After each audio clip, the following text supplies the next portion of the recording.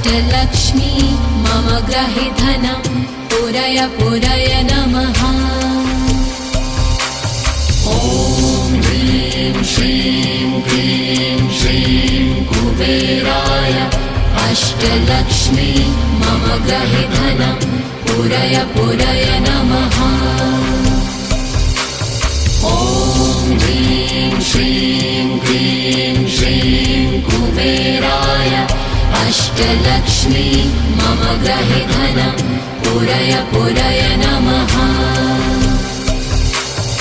ॐ ह्रीं श्रीं क्लीं श्रीं कुबेराय अष्टलक्ष्मी मम ग्रहे धनं पुरय पुरय नमः।